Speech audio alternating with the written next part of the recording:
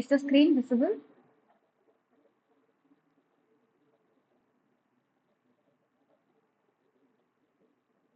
And I'm audible?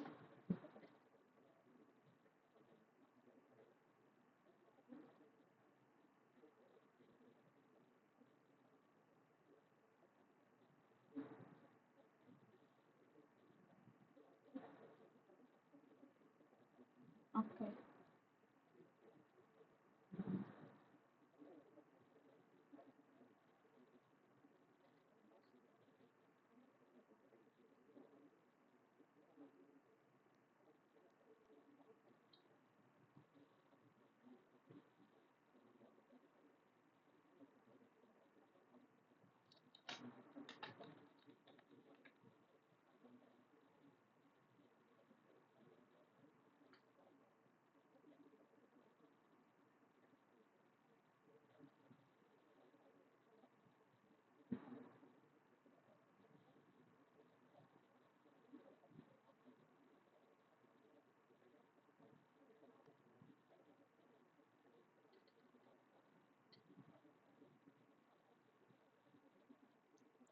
Am I audible? Can you please confirm?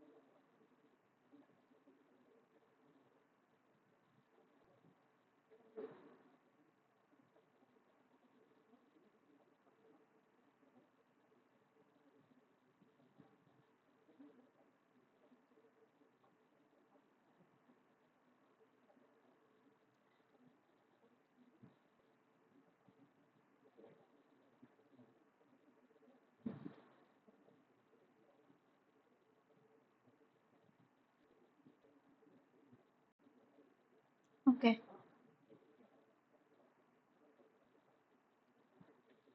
Good afternoon. Welcome to the live session 4 for the NPTEL course Basic Environmental Engineering and Pollution Abatement. With me, Mahalakshmi S, a research scholar from NIT-Trichy. So this is the general information. This live session for the course Basic Environmental Engineering, Pollution and Abatement will happen every Saturday from 3 p.m. to 5 p.m. And you can use the same Gmeet link to attend this session. We can note it down. It is MDI VDCP NCG. And all these live session videos are recorded and uploaded in the YouTube channel named Mahalakshmi S. You can see these videos later also.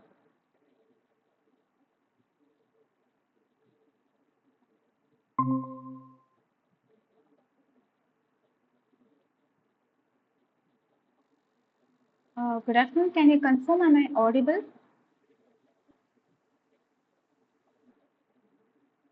Is the screen visible? Yes, ma'am. Okay. Okay, we'll continue. So this is the general information that this live session will happen every Saturday from 3 p.m. to 5 p.m. You can join by using the same Gmeet link. So now we will discuss the assignment 3 solutions of your last week, and then we will discuss for this week 4 lectures and some sample questions and also the tutorial problems for the week 4. So now the first question is, which of the following belongs to the criteria pollutants of air? Find the most suitable option. Option 1 is carbon monoxide, 2 is sulfur oxide, 3 is nitrogen oxide, 4 is all of these. What is the answer? Which of the following belongs to the criteria pollutants of air?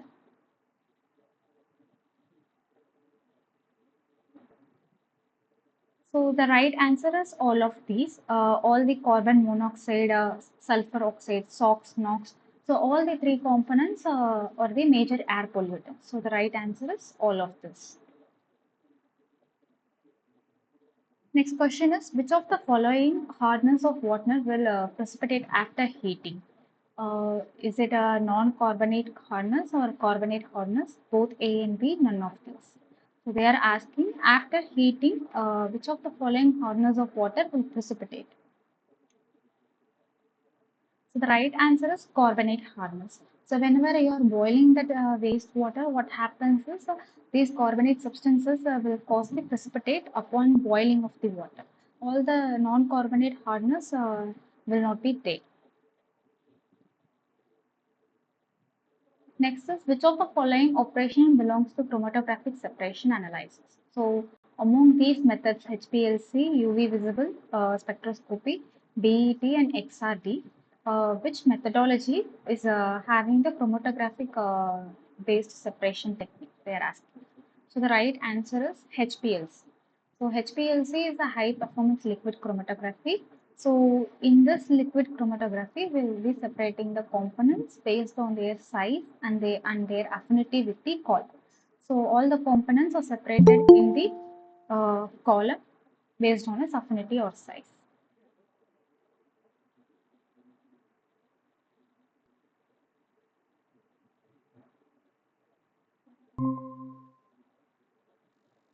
So the right answer is HPLC. HPLC belongs to the chromatographic separation analysis.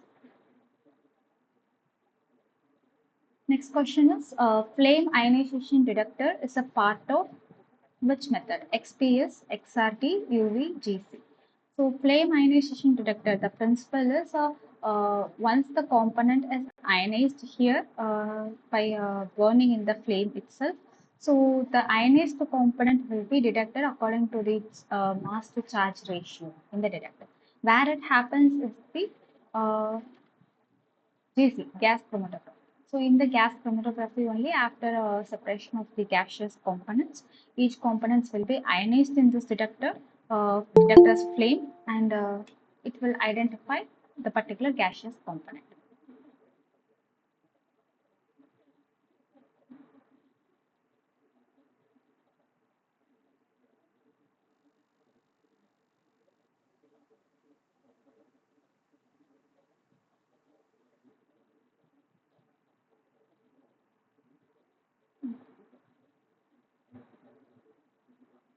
So flame ionization detector is a part of GC, which is gas chromatography. Next question is, which of the following is or the limitation of gas chromatographic analysis? Find the most suitable option. Is it a leakage or reactant breakdown, more polar analytes requirement, or all of these?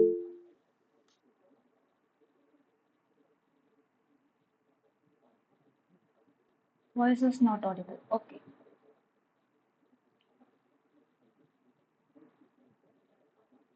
Which of the following is or the limitation of gas chromatographic analysis? Find the most suitable option. Whether it is a leakage, reactant breakdown, more polar analytes requirement, or all of these. The right answer is all of these. So here the major disadvantages of the gas chromatographic analysis is leakage of samples and the reactant breakdown. Whenever the reactant component is going to react with the column, that is a major disadvantage.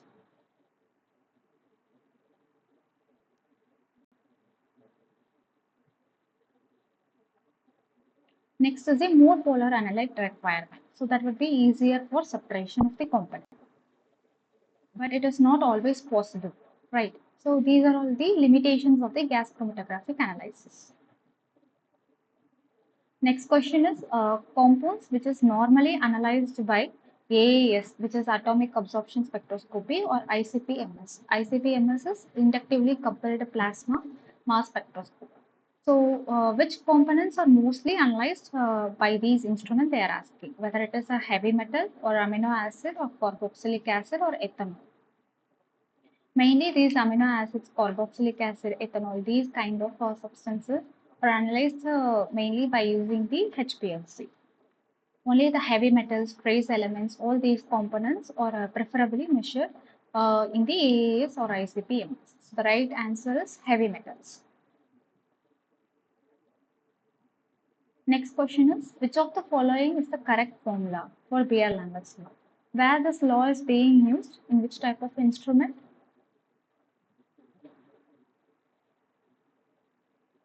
The principle of which instrument uses the Beer-Lambert's law?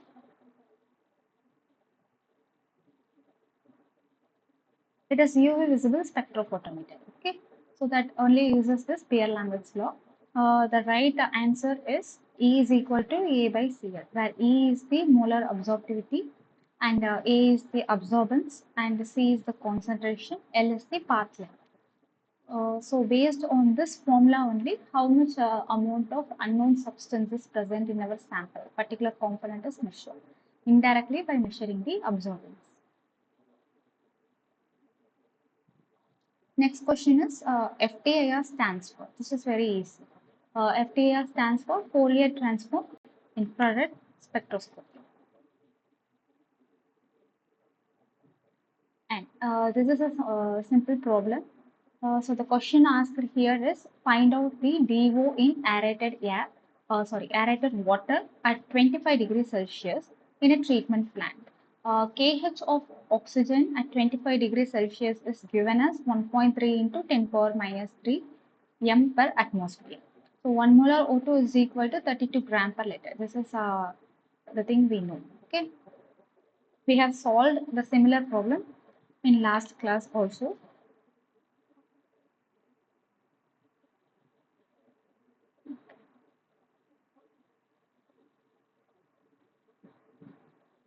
So the formula is,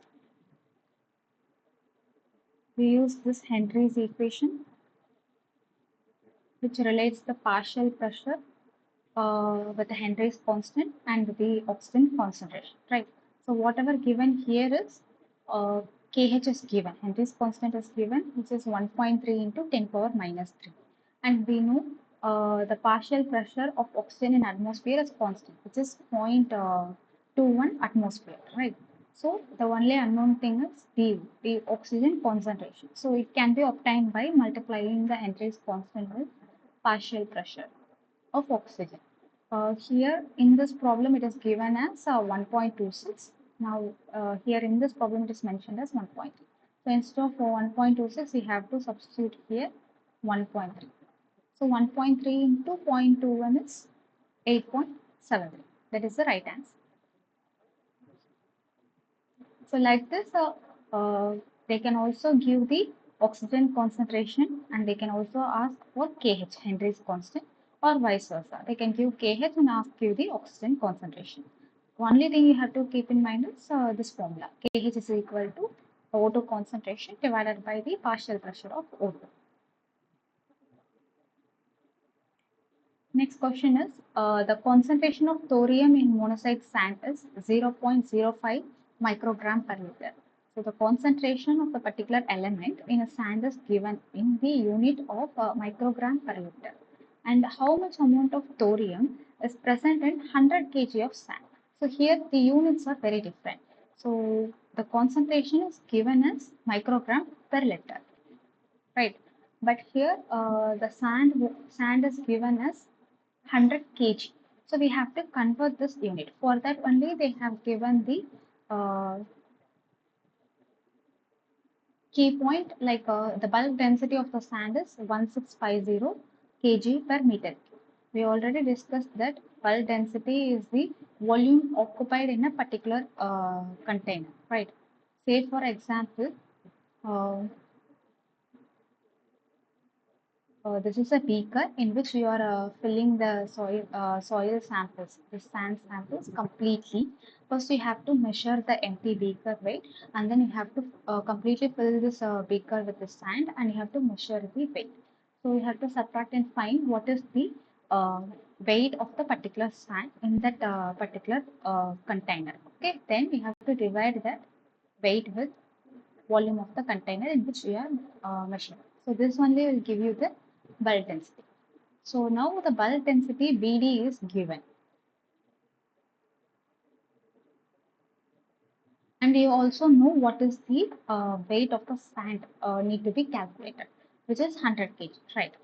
Only thing you have to find out is the volume. So that by converting the mass into the volume, we can easily multiply it with the concentration to find the amount of thorium in the particular sand. Okay, that is what we have done. So this is the same question but with different concentration.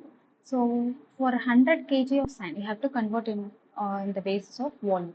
So 100 kg into 1000 liter per meter cube. This is the conversion unit. So here it is given as kg per meter cube.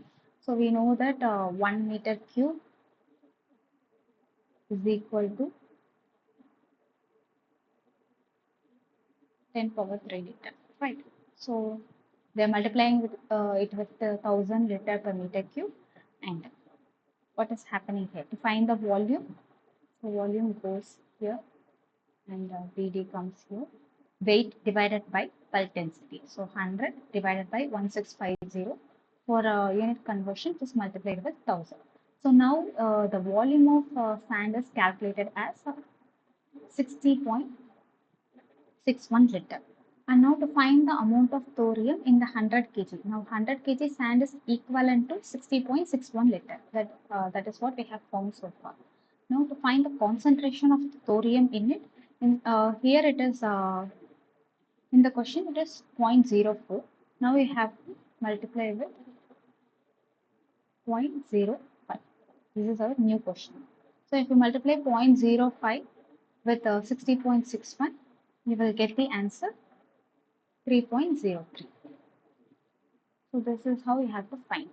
Simple question. First, they have mentioned the concentration of the thorium in gram per liter, and the amount of sand is given in kgs. So you have to convert the kg to liter by using the bulk density, and then you have to multiply this concentration with the volume of the sand to arrive at the amount of the particular element in the sand.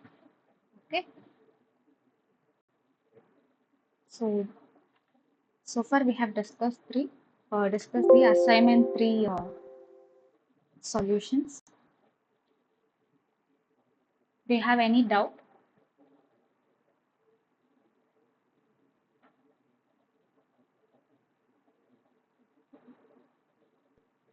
Any doubts in assignment 3 solutions?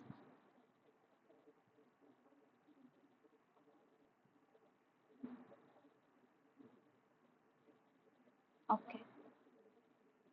Now we will continue the lecture of this week.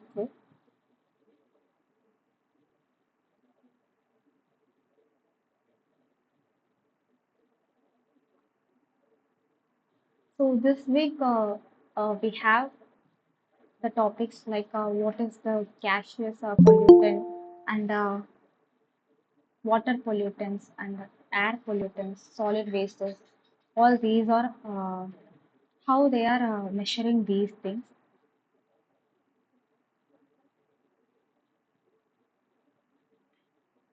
What is the collection method? What is the estimation methods? All these things are discussed in this week. So coming to the overview of lecture 16, it is about the air pollutants. So we have already discussed what are the major air pollutants. Here the air pollutants include the particulate matter. We know that different types of particulate matters are there.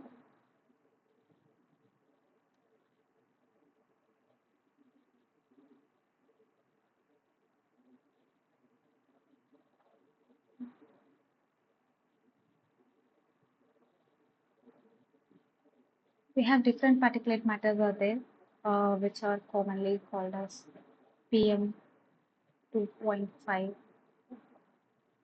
right?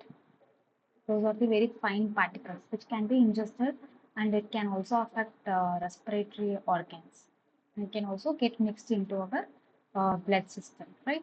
Next is the PM10. These are the very somewhat larger particles than the 2.5. Uh, but this can also cause some acute illness in the people.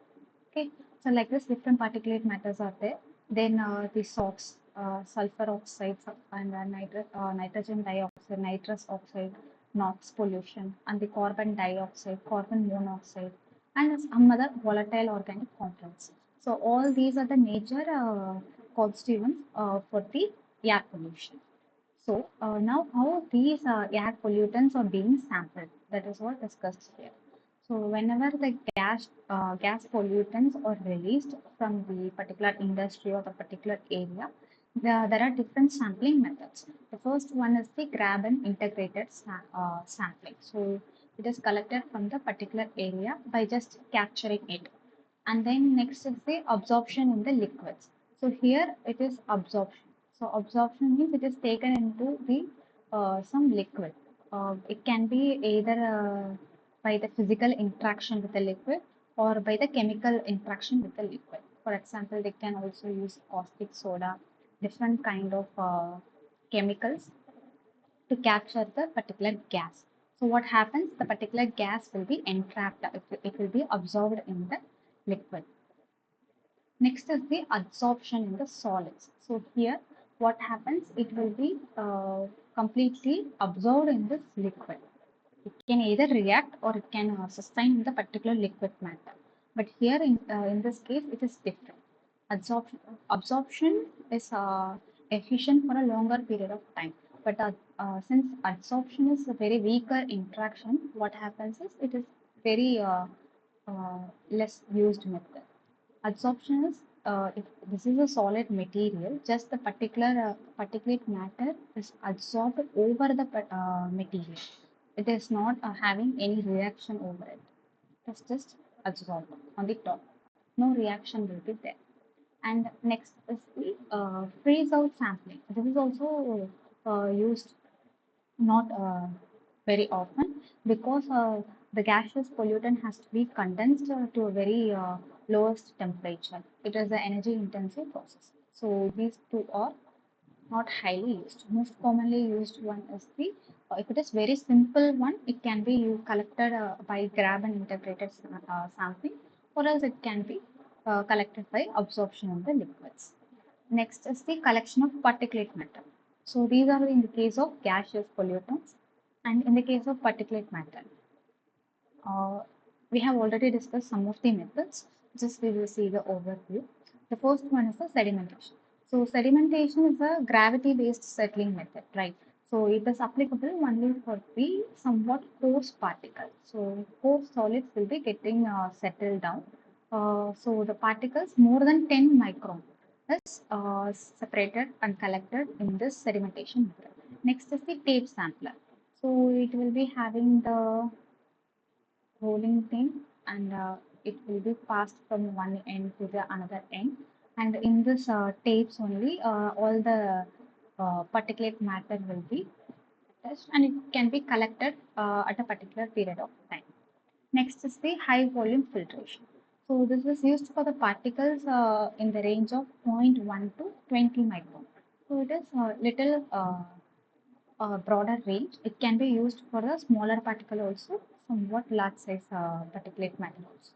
But only condition is the particles which are suspended in the atmosphere only can be filtered by using this technique. Next is the impingement. So we have seen that impingement is the particle will be passed inside, and this particle will be getting collided against the wall surface and it will be settled down here. So impingement is the separation based on the collision with the flat surface, and the particle size should be less than 2 micron. Then only that particle of 2 micron size only can swivel.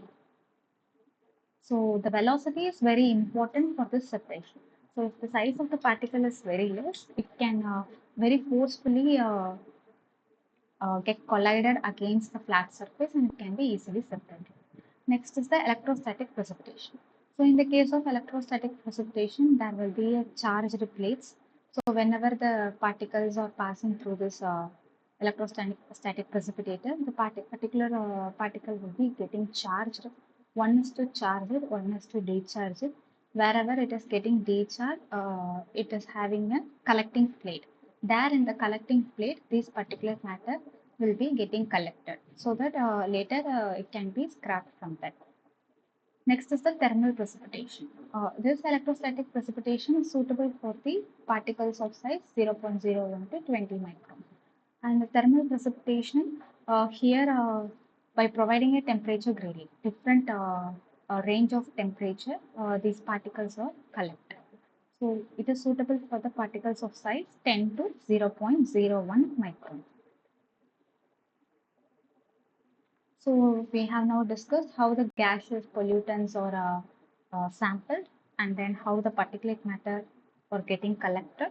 Next is the characterization. Once these pollutants are being captured, how these are characterized.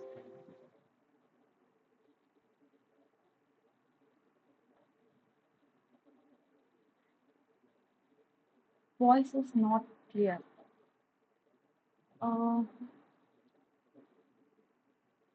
is it clear for any other people, or is it not clear for everyone?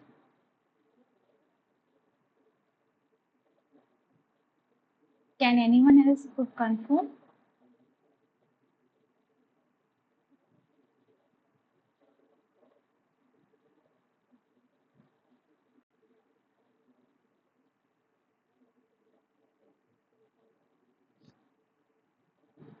Anyone else from JHOB, can you please confirm?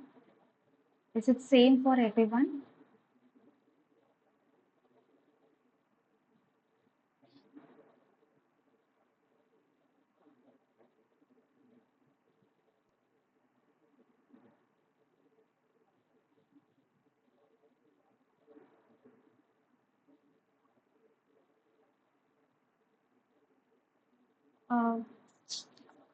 Uh, JHOB, can you please increase the volume in your device and check it?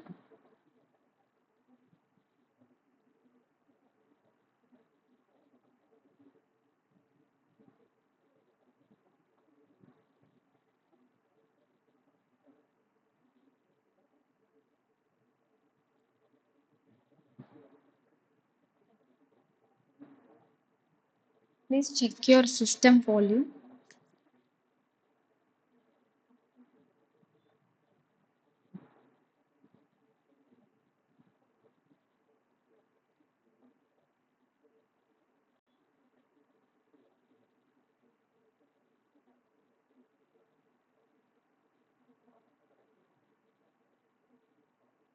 Okay.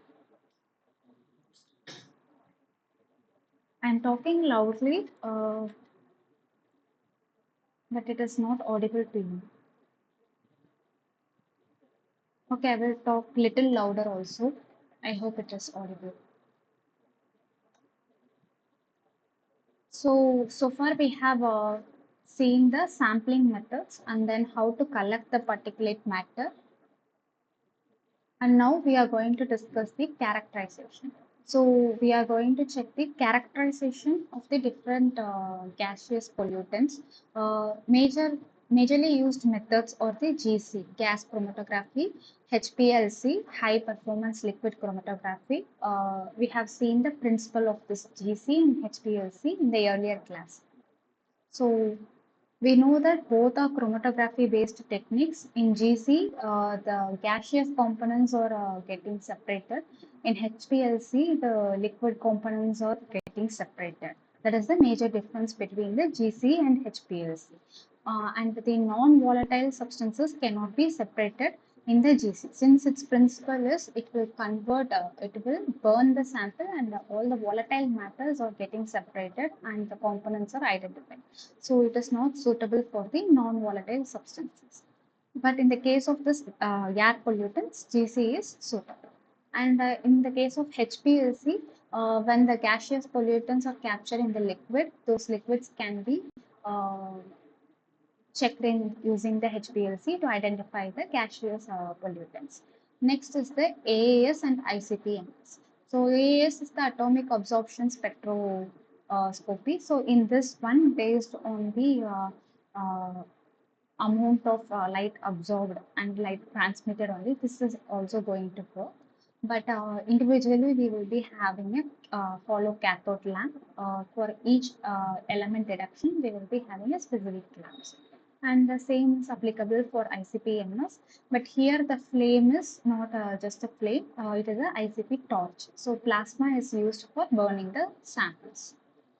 Some other methods include the chemiluminescence analysis. So chemiluminescence analyzers use a thermally stabilized photodiode to measure the intensity of light produced by reaction of NO with oxygen. So this is the principle of the chemiluminescence analyzer.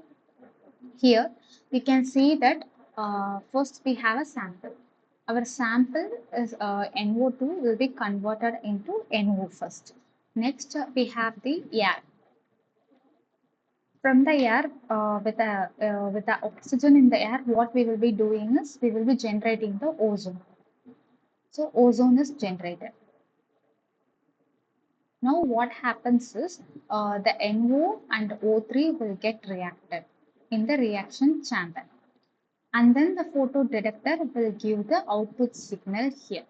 This is how we will measure the amount of the gaseous substance, like how much amount of NOx pollution is there in our gaseous sample using the chemiluminescence analyzer method. Next is the NDIR spectroscopy, which is the non-dispersive infrared spectroscopy. So in this one, it analyzes the samples by the means of measuring the concentration of the target gases based on the characteristic infrared absorption. We already know FTIR. It will also use the infrared rays, right? Similarly, each compound will be having a specific absorption spectrum at the particular range. So, on this basis only, we will be measuring the target gas concentration in the NDIR spectroscopy. Next is the FID.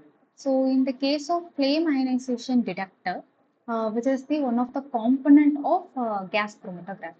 So the operation of the FID is based on the detection of ions formed during the combustion of organic compounds in the hydrogen flame. The generation of these ions is proportional to the concentration of organic species in the sample gas stream.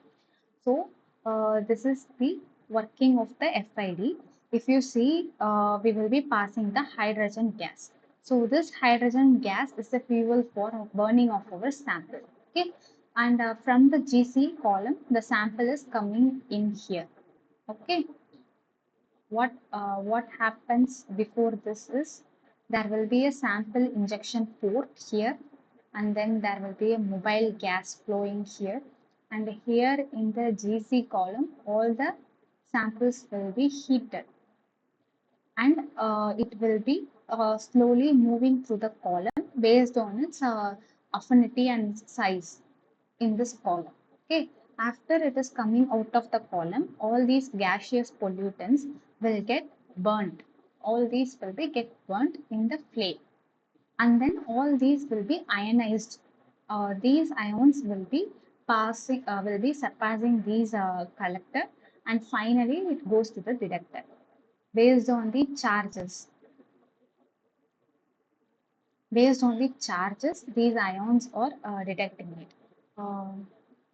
In the MS.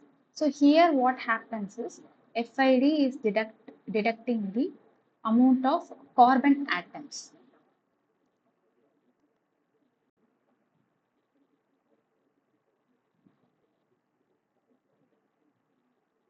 That is the one of the major advantage of the FID using with the uh, GC.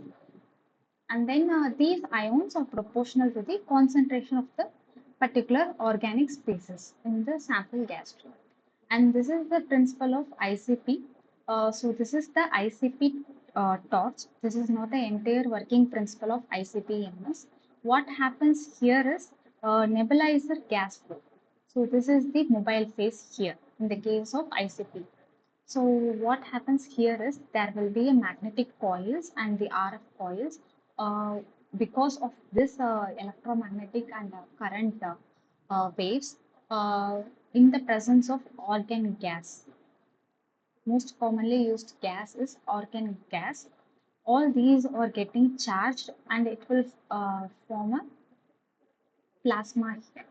Plasma is one of the pore states. So in this plasma only what happens, our gaseous sample will get burnt, and this will be ionized. and the particular component is analyzed with the help of the detector. It can be a MS detector or it can be also ICP-AES, also called as ICP-OES. So these are all the some of the different methods used to characterize the air pollutants, particularly the gaseous pollutants.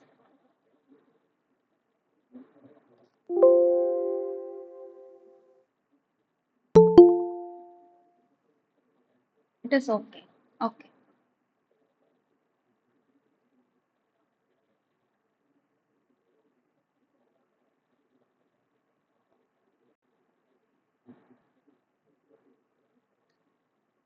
So now coming to the lecture 17, it deals with the water pollutants mainly. So water pollutants and waste in the water, how they are analyzed, what parameters are very important to check the quality of water. That is what discussed in this lecture 17. First is the sampling of water. As we see in the air pollution, different type of sampling are there, collection methods are there. Like that, in the water sampling, two types are there. One is the graph sample. Graph sample is representing the prevailing condition. What is there at the particular place? That is what said as graph sample. So if this is the point we are going to measure, we will take directly from this and we will be estimating all the parameters. In the case of composite sample, as the name indicates, it is collecting individual sample and mixing them.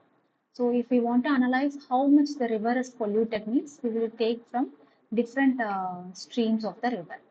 Like this, we will collect from different points and then we will mix them and we will finally analyze for the water quality parameters. Okay.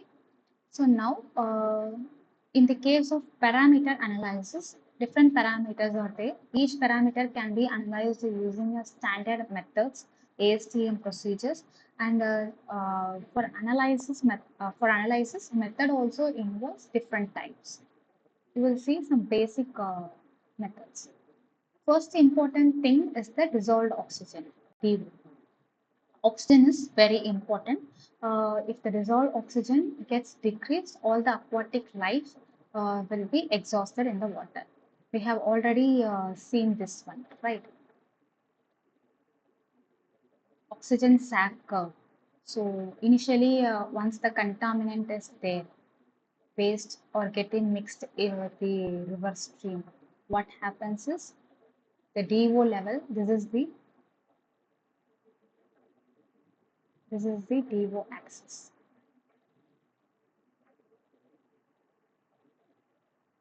This is with respect to time. This is what giving the Streeter-Phelps equation, and also called as oxygen sac curve or spoon curve. Initially, what happens once the waste is getting mixed in the river stream, the DO level will get decreased, and then it will be affecting the living organisms here. And this is the critical point where the DO is completely depleted, very less. At this point, no living organism will be there. And again, when the DO gets increased slightly, the living organism will start reappearing. And once the DO level gets normal by self-purification process of river, what happens? All the living organisms will reappear here. So this is the different stages in the self-purification of river. So DO is a very important thing for the aquatic organisms here. So to measure the amount of dissolved oxygen, two different methods are given here. One is the Brinkless method. So it uses the chemical analysis, and then next one is the oxygen sensor. So it will be using an instrument that is the electrolytic cell. So in this one, the cathode is gold and the anode is the Ag silver. And here, what is the principle behind it is current flow is proportional to the DV. So whenever it is a probe or sensor, how much impedance there causing the caused in the sensor is measured in the terms of current flow, right? So The current flow is going to give you the concentration of the dissolved oxygen in the water sample. And in the case of Winkler's method, mainly we will be using the manganese salts. How this manganese valency is getting changed by the by reacting with the water sample, and how much amount of iodine is evolved. So how much amount of iodine evolved is going to give you the value of dissolved oxygen. Okay. And next one important parameter is the biochemical oxygen demand. And you have to know the difference between biochemical oxygen demand and chemical oxygen demand. One important thing is this COD will be always greater than the BOD. Why is it so? Means COD, chemical oxygen demand, will be estimated by breaking down of both the inorganic components and the organic components. Okay, because we are using the chemicals to break down the uh, inorganic and organic substances. So the COD will be always higher. But in the case of BOD, we will be using the microorganisms to estimate the amount of BOD. So the microorganisms can only degrade the organic substances present in the wastewater. Those organic substances which are all convertible by the microorganism can only be reported as the oxygen demand. So BOD will be always less. Whenever COD is measured, it can measure both the inorganic and organic contaminants present in the water. Okay. Now, coming to the BOD measurement, usually BOD follows the standard procedure, which is measured after 5 days, comma, and the temperature is also constant, okay, 20 degrees Celsius. This is a different study which will be measuring the BOD at a different temperature for different days, and this is the standard methods used so far. So we will be measuring the 5-day BOD at 20 degrees Celsius only. What does BOD 5 here means? The BOD of the water sample after 5 days is measured. Here, before measuring the BOD, what happens is our initial water will always be diluted with some amount of nutrients. So the dilution water, it will be mixed with the dilution water, which has some constituent like calcium chloride, magnesium sulfate, ferrous chloride, and phosphate buffer, and also the microorganism seed. Why this microorganism seed is used means, as I said, the biochemical demand is totally depending upon the microorganism, right? It uses the microorganism. So, the organic substances present in the wastewater or the food for the growth of this microorganism. So, these microorganisms take these organic components and they grow in number, so that we will be measuring the oxygen demand. Okay. For the growth of the microorganism, we need to give support for the growth of the microorganism. So only we are diluting our wastewater sample. We always don't know like whether the waste water sample will be having the enough nutrients for the growth of microorganisms. So only we are diluting it with the dilution water, which has the enough amount of nutrients, which is going to support the microorganisms. And in some cases, what people will do is they will inoculate some amount of seed microorganisms. Say, for example, 1 ml of particular bacteria or some colonies will be microorganisms will be inoculated to our test samples, so that those microorganisms will multiply these 5 days at 20 degrees Celsius. Finally, what we will measure is we'll measure the BOD. Always BOD is done in 2 bottles. One bottle is blank and the another bottle is test sample, that is our wastewater. Okay, so in the blank also we will be diluting the normal water with the dilution water. In the test sample, we will be diluting our sample with the dilution water. Okay. And then we will inoculate the seed organism in both the bottles. So after 5 days, we will measure the BOD in our blank bottle and also the test bottle. We will subtract the BOD 5 from these two and we will arrive at the amount of biochemical oxygen demand in our wastewater sample. This is how the BOD is measured. Next is the chemical oxygen demand. So in this one, the chemical used is the potassium dichromate and sulfuric acid. And these two, after adding these two chemicals, what we are doing is heating the sample. Whenever we are heating, it is going to oxidize our organic matter. So all the complex organic matter will be broken down into smaller substances so that it can react with our chemicals. And here what happens is the chromium ions are used for the estimation. How much amount of chromium ions are in excess. So chromium will react with the oxygen and how much amount of chromium is in excess will be calculated by titrating it with ferrous ammonium sulfate. So it is going to determine the excess dichromate present in it. And COD is measured using the difference between FAS used in blank and sample. Again, in this titration method also, we will be using both blank and sample and we will titrate both the blank and sample and find the amount of COD in our sample solution. Okay. And other important parameters include the organic carbon. So organic carbon is also very important. Like these will be uh, indirectly measured in the case of dissolved oxygen, right? Oxygen demand and all. So here the air-free carbon dioxide and the hydrocarbon is mixed with the sample and then combustion at the low and high temperature will give the inorganic carbon and organic carbon. And the amount of carbon dioxide or methane liberated from the sample substances will be measured using the NDIR. Now only we have discussed this method, NDIR or FID. So these two methods are mainly to measure the carbon-based gases. Okay. Next is bacteriological measurement.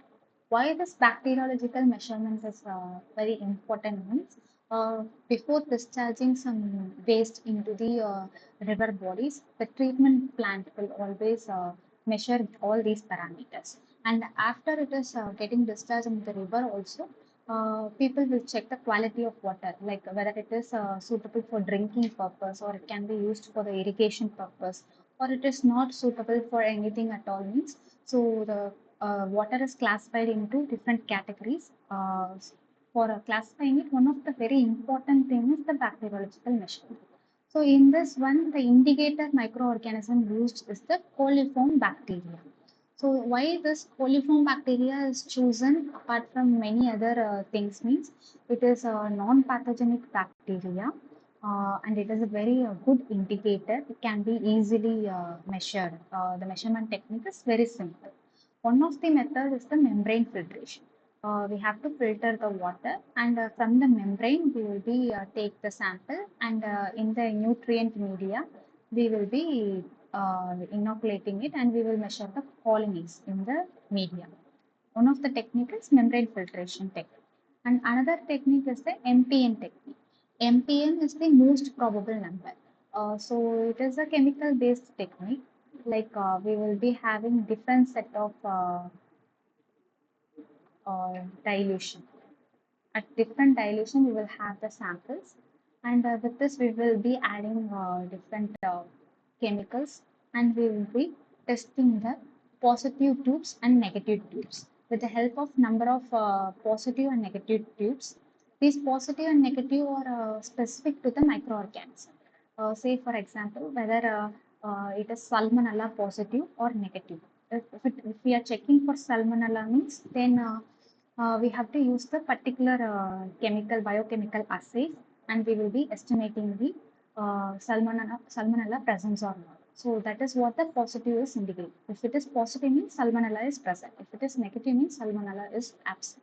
Like this, we will be having series of diluted tubes and we will check for positive and negative tubes using the formula. We will be finding the MPN value. That is, it will be indicating the number of particular microorganisms present in the sample. Next is the total solid. So total solid is the dry sample at dry the sample. First, we have to dry the sample at 105 degrees Celsius to remove the moisture from it, and then until it attains the constant weight, we will be drying at 105 degrees Celsius.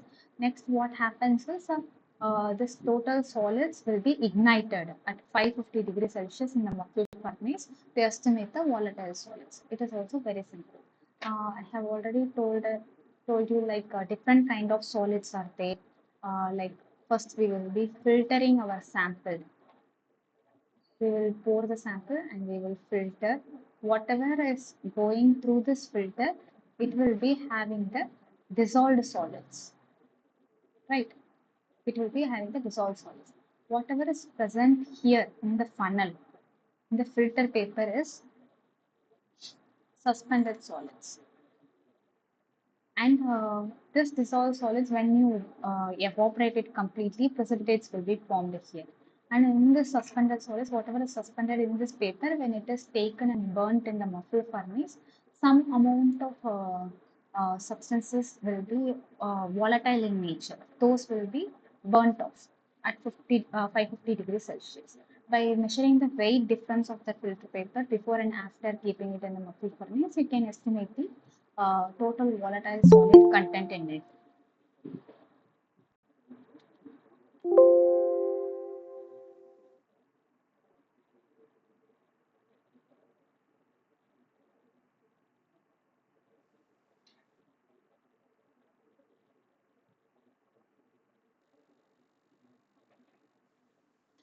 And now coming to the lecture 18, this is for the solid waste and the soil samples. Here the sampling of solid waste includes the direct sampling or the vehicle load sampling. So direct sampling is taking the sample directly from the particular place.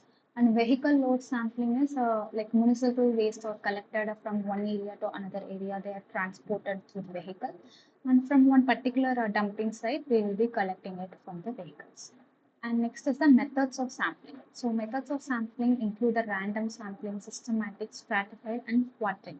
It means it can be a simple random or stratified random. Like these are the different sites from where we are going to sample the solid wastes. Okay. So randomly we can choose any one site. That is the simple random.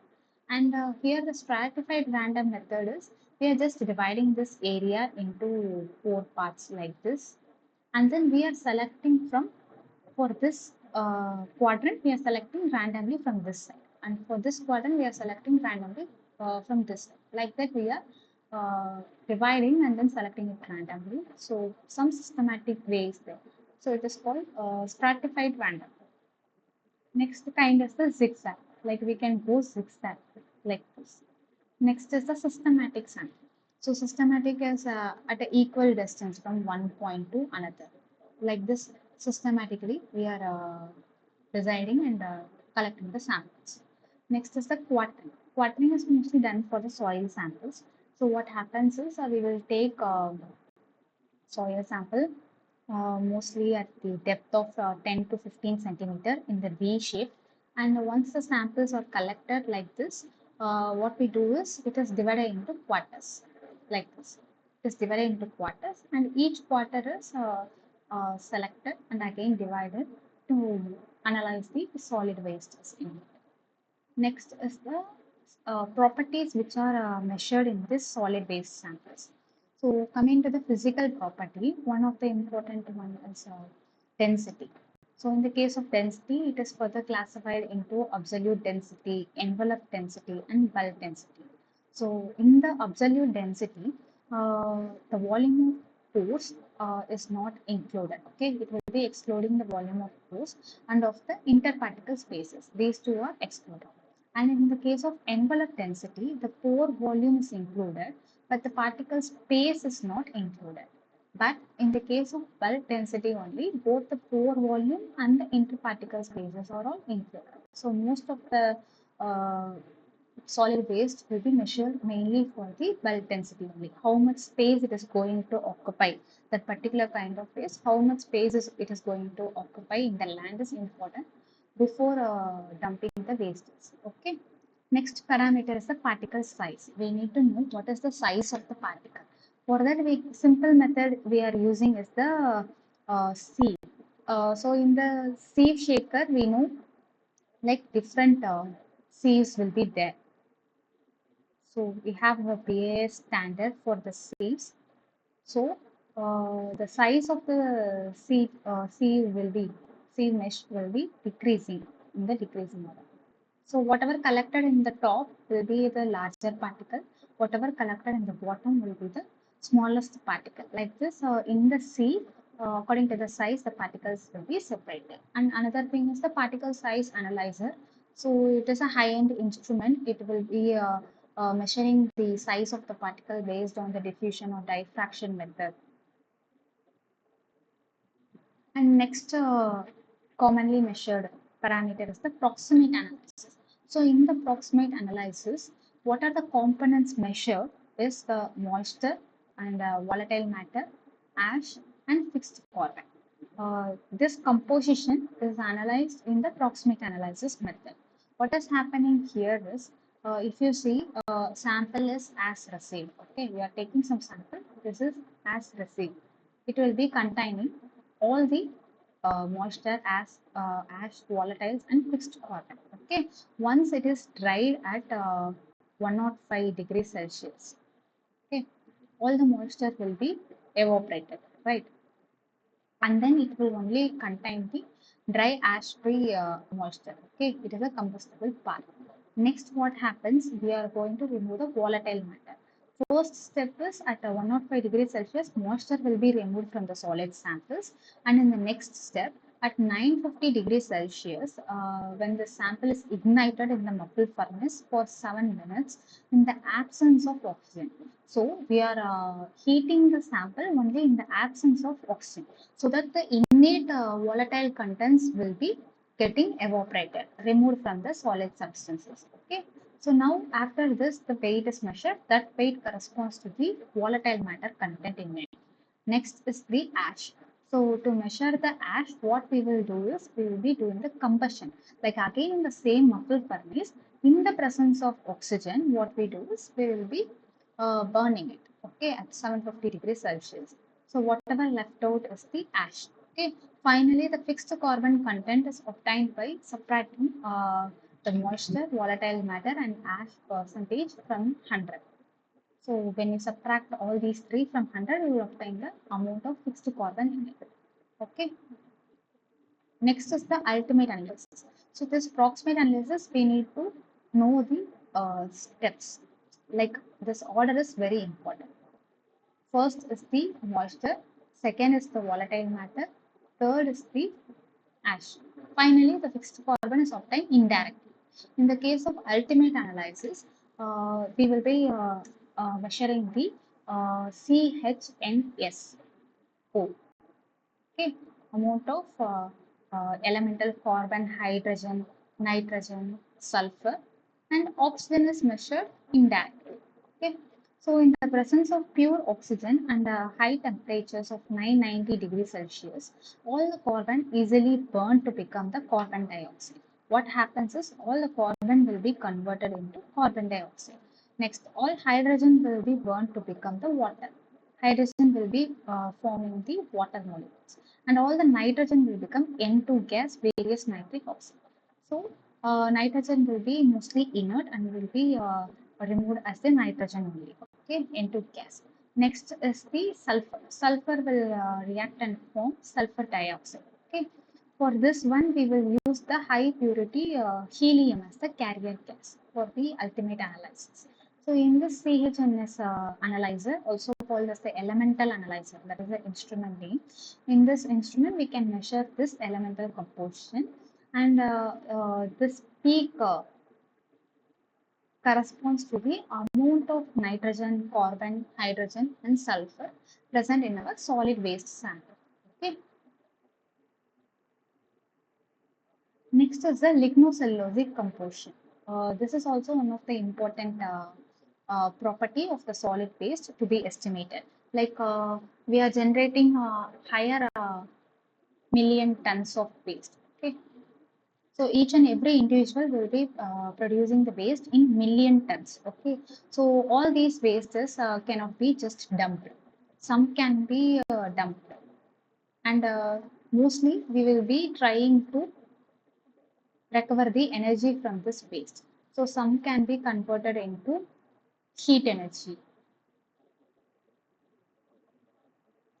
and some will be converted like it can be used in the co-combustion in the power plant by using the biomass pellet, and all some can be used in the power plants, and it is used for the energy purposes, and some waste is produced can be used for fuel. These are the second generation fuel. All the lignocellulosic composition is very important. Like say for example, the particular solid waste will be mainly having the carbon, hydrogen, nitrogen content in it in the higher amount. So this is the lignocellulosic composition. By knowing this particular composition, we can find the calorific value of the particular waste material, and we can also estimate the potential of using the waste for the production of biofuel like bioethanol, biodiesel, like that. So to know the lignocellulosic composition of the waste material is very crucial for valorization of the particular waste products. Okay. So first step is the extractive analysis. So different weight are measured. As we see here, the first weight measured is the corresponding to the moisture, and the second weight corresponds to the volatile matter. Third weight corresponds to the ash by burning the sample at a different temperature. Okay, like this. What here happens is the sample will be treated with different chemicals, and then the extractive analysis and hemicellulose content, lignin content, cellulose content are all analyzed. So M naught is the constant dry weight of the sample, and M1 is after treating it with benzene and other liquids. So again, M naught minus M1 divided by M naught into 100 will give you the W1, which is the extractive analysis. Okay. Next, to estimate the hemicellulose content in it, you have to treat it further with NaOH. Okay, and after treatment with NaOH and bleaching and all, you will obtain a constant weight, which is corresponding to M2. So M1 minus M2 by M0 into 100 will give you the percentage of hemicellulose content in the solid waste. Next is the lignin percentage. To find the lignin percentage, it is again treated with the acids, sulfuric acids and all, and you will obtain a constant weight, and here W3 is equal to, that is called M4. Okay, M4 into 1 minus W1 divided by M3 into 100. Next is the cellulose. So cellulose is indirectly measured like the fixed carbon. It is obtained by subtracting W1 plus W2 plus W3 from 1. So that will give you the percentage of cellulose in it. So this is a very important formula to measure the lignocellulosic content. We have problems based on this formula also. Okay. Next is the leaching test. So leaching here correspond to some leaching of the toxic elements. Okay. This leaching test is also called as the TCLP, which is toxicity characteristic leaching procedure. It is to determine the mobility of both organic and inorganic analytes present in the liquid, solid, and multiphasic waste. So it will be measuring the amount of heavy metals and some other toxic components, okay, by this method. Next is the heating value. This is the another property of the solid wastes to be estimated. And here different heating values are there. High heating value is called as the gross calorific value, which is indicated by Hg. And low heating value is also called as the net calorific value, which is indicated by HN. Okay. Next, HHV. This high heating value is related with the low heating value, LHV. Using this formula, which states that HH3 is equal to LHV plus heat of vaporization of the water and moles of the water vaporized divided by the moles of the fuel involved in this process. Okay, and the instrument used to measure the HH3 is the bomb calorimeter. So this is the bomb calorimeter setup. So this is generally the steel container is generally called as a bomb.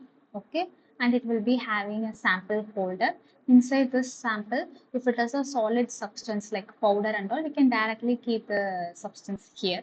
Okay, and then this sample should be in contact with the ignition wire. You can see here that wires will be in contact with the sample. Okay, ignition wires are here, and a thermometer will be there, and a stirrer will be there, and water will be there. Whatever the heat liberated here is captured by the water present in the surrounding. Okay, so the temperature will get raised.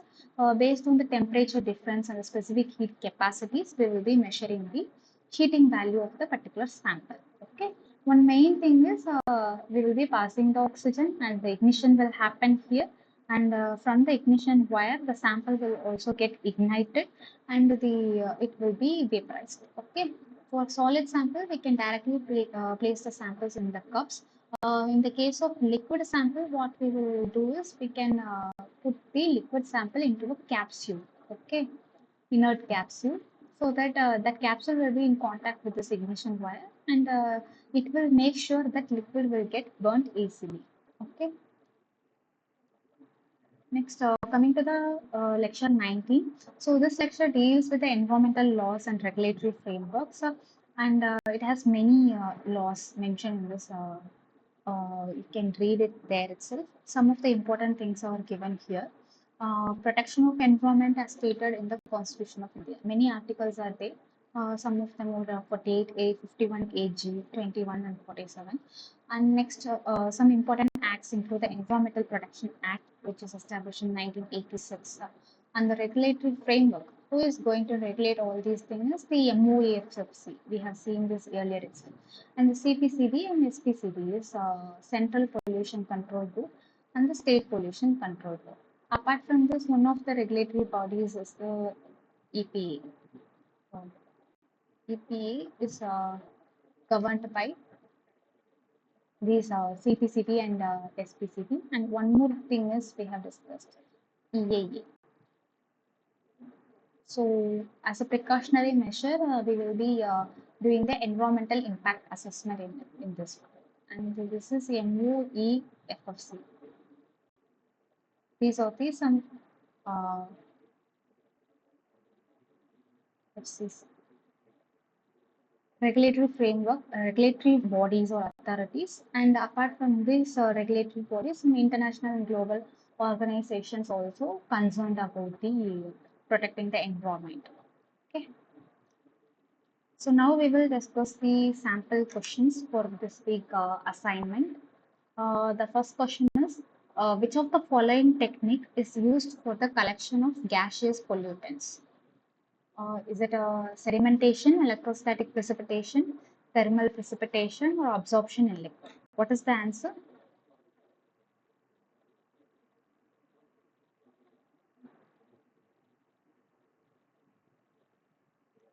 So the right answer is absorption in liquid, because all the sedimentation, electrostatic precipitation, thermal precipitation are all dealing with collection of the particulate matter. Okay, and all kind of gaseous pollutant mainly are collected with absorption in liquid.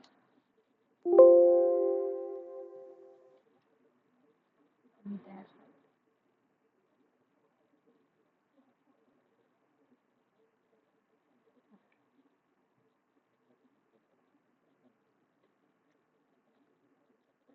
Next question is, Tedlar bag is used for storage of vinyl chloride, hydrocarbons, benzene, or all of the above. So all these can be stored in this Tedlar bag. So all of the above is the right answer. Next question is, volatile solids are determined by igniting the dried residue uh, obtained in determining the total solids of water sample to a constant weight in muffle furnace at the temperature of. Question is, the volatile solids or measured. Volatile solid content in the water sample is measured at the temperature of. What is the answer?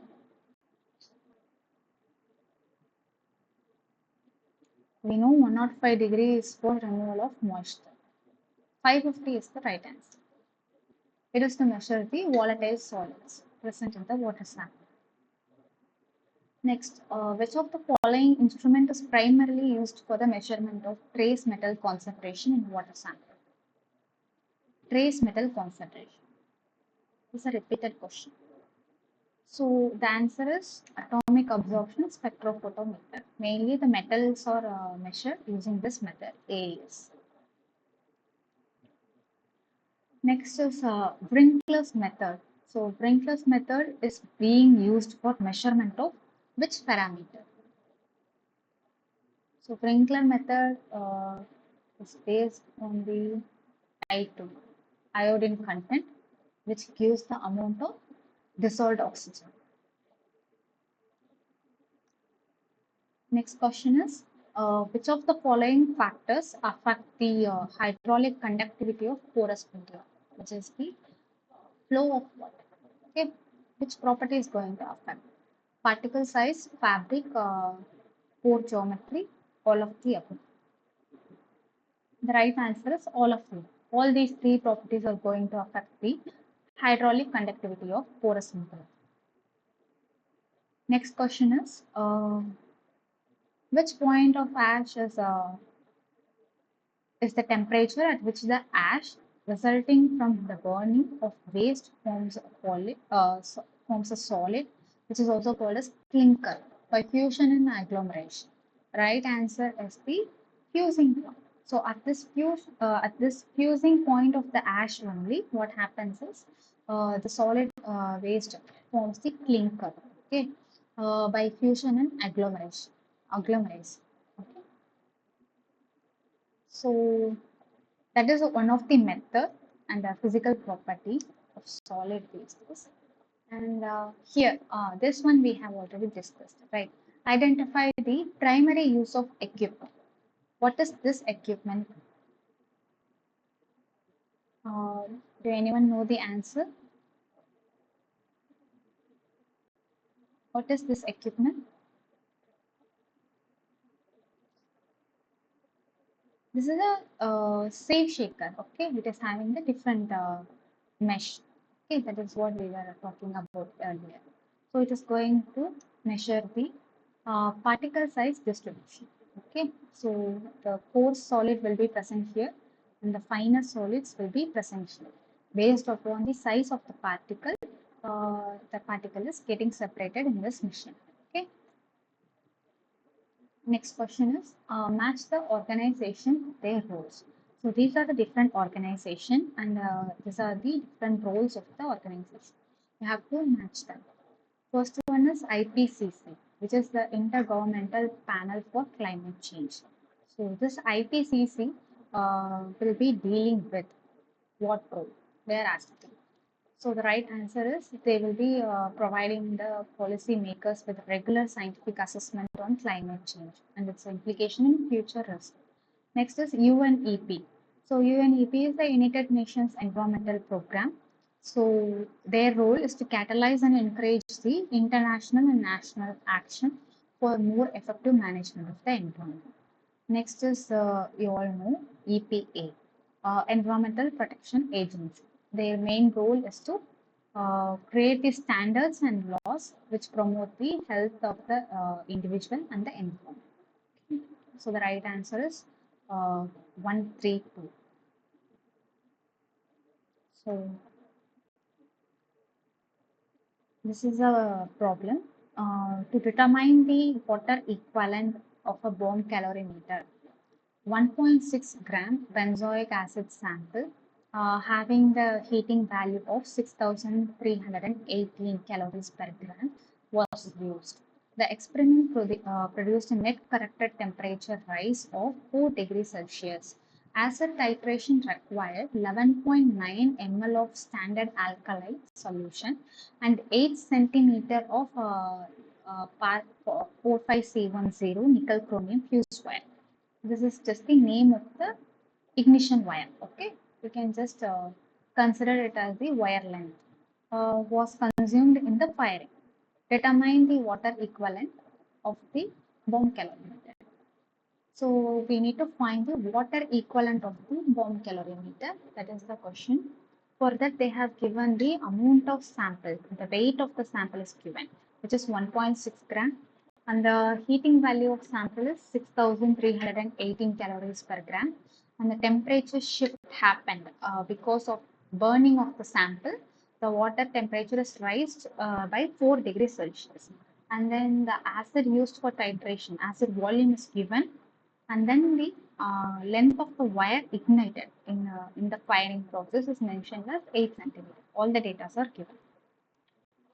The right answer is 2534.7 calorie per degree Celsius. We will solve this problem. So this is the formula. It is giving the gross calorific value, okay, GCV is equal to T into W minus E1 minus E2 minus E3 whole divided by M. Here T is the temperature rise. Whenever the sample present here in the crucible is burnt with the help of the ignition wire. Okay, what happens is the surrounding water in the instrument will absorb the heat energy released during the burning of this particular sample. Because of the temperature, water will get rise. That rising temperature is given here as 4 degrees Celsius. So here T is 4 degrees Celsius. That is known. Okay. W is the energy equivalent of the water. So that is what asked. We need to find the W1. And E1, E2, E3 all are the correction terms. Okay, here all are the correction terms. First, E1 corresponds to the correction term for the heat of formation of nitric acid. So in this case, it is always 1. Okay. Next, E2 is equal to correction term for heat of formation of sulfuric acid. Okay. So in this case, it is always 13.7. And E3 is the correction term for heat of combustion of fuse wire. It corresponds to the wire. Based upon the type of the fuse wire used, this correction term will vary. So in our case, it is a nickel chromium wire, right? So the correction factor is 2.3 always. If it is a iron fuse wire, gauge iron fuse wire means next it is the value will be 2.7. If we are using the platinum wire means no correction factor is required. The value is 0. Okay, you have to consider 0. This is the basic thing you have to keep in mind to solve this kind of problems. Okay. Now, these are the data given. H is given. Okay. Here, H is the GCV. Okay. Which is the gross calorific value. HHV, higher heating value. Which is given as 6,318 calories per gram of the sample. And the mass of the sample is given as 1.6 gram. And C1 is 11.9 ml. Because here it is mentioned 11.9 ml of the standard alkali is used for the acid titration. So that is the acid value. And C2 is 0. Why it is 0 is there is no data regarding the sulfur content. Okay. So the sulfur part is left out. So it is taken as 0. Next, C3 is corresponding to the wire, fuse wire. And the fuse wire length burnt during this process is 8 centimeter. T is the temperature rise, which is 4 degrees Celsius. Now, E1, E2, E3. We need to calculate this with the help of C1, C2, C3. So, E1 is just multiply the value with 1 and E2 is 13.7 into 0 because sulfur data is not given here. So, the whole E2 will become 0. We can remove this from formula itself. Next is E3. E3 is we use the nickel chromium fuse wire. So 2.3 into C3. So 2.3 into length of the wire is 8 centimeters. So the answer is 18.4 here. So we have to substitute all the known values in this formula. This formula W is equal to H into M plus E1 plus E2 plus E3 by T is obtained by rearranging this GCV formula. This is the basic formula. Okay. Now we substitute all the known values. So W, water equivalent is obtained as 2534.1. calories per degree Celsius. Okay, that is the right answer for this question. We have a similar type of question in the tutorial also. Do you have any doubt in this one?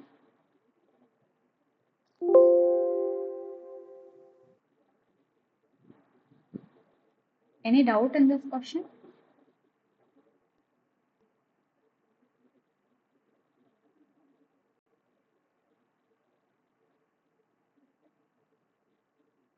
Okay.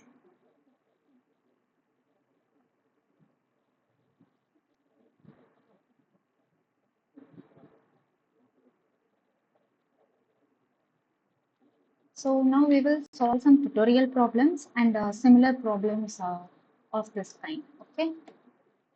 So here the first question is 1 gram of municipal solid waste sample is heated at 105 degrees Celsius for 24 hours and the weight of the dried material is found as zero point 0.9 gram. So the waste sample is first dried at 105 degrees Celsius. Okay, this is the temperature and this is the weight. So this 105 corresponds to the moisture content, right? And the weight is given as 0.9. Next is which is further heated in the muffled furnace at a 950 degrees Celsius. Next, they are heating the same sample at 950 degrees Celsius. Okay, for 7 minutes in the absence of air. So those value will be corresponding to the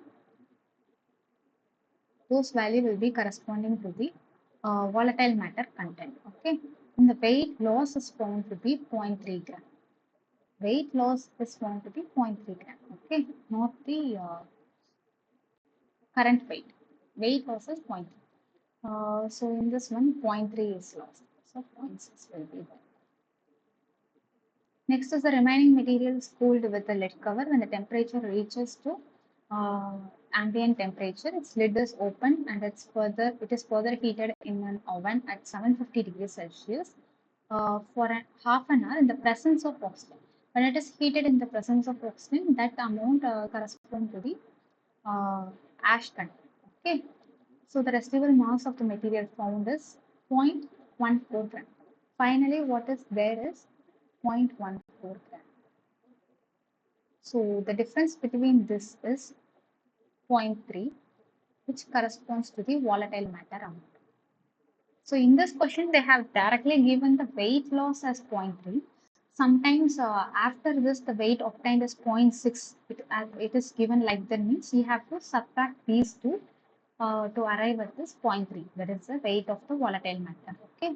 So 0.14 is obtained after burning it in the presence of oxygen at 750 degrees Celsius, which is 0.14 gram. It corresponds to the ash content. And we know by subtracting all these values from 100, we will obtain the fixed carbon amount. Okay, so it is very simple. Initial mass is given as 1 gram. So in this one, first moisture is removed. So 1 minus 0.9 gram, which is the difference is the moisture. 1 minus 0.1 gram is the amount of moisture, which is 0.1 into 100 is equal to 10%. Next, the volatile matter content is weight loss is directly given. So you have to take the value directly. 0.3 into 100 is equal to 30%. If the weight obtained after heating the sample at 950 degrees Celsius is given as 0.6 means, then you have to subtract it like 0.9 minus 0.6. Okay, here it is directly given. So volatile matter content is 30%. Next, ash content is 0.14 gram. So 0.14 into 100 is equal to 14%. Now 100 minus 10 minus 30 minus 40, which is moisture, volatile matter, and ash. Okay, you have to subtract all these. So the fixed carbon is 46%. Okay, this is a simple question. Next is a water pollutant based question. And industrial wastewater is tested for measuring BOD5 value. The wastewater is diluted 100 times. So the dilution factor is 100 times with the dilution water before it is used in the test. the OD of one real and blank sample are determined. So initial value is oxygen demand. Initial value is 10 ppm parts per million, and other two BOD bottles were filled with real and blank samples or incubated 5 days. So initially, after preparing the sample, immediately the oxygen demand is measured, that is 10 ppm, and after 5 days incubation at 20 degrees Celsius, uh, again the BOD is measured, okay, which gives the value of 3 ppm for the real sample, which is the test sample, and 9.7 ppm for the blank sample. So these are the values of test sample and the blank sample. Now they are asking you to calculate the BOD phi of the original wastewater sample. So first question is to calculate the BOD phi, and the second question is to calculate if the 5 ml of microbial seed. So we already said that always the microbial seed culture is not used. Sometimes it is used. Okay, 5 ml of seed culture is used in the preparation of 300 ml of dilution water. How the BOD value will differ? How much the BOD value will differ? They are asking. Okay.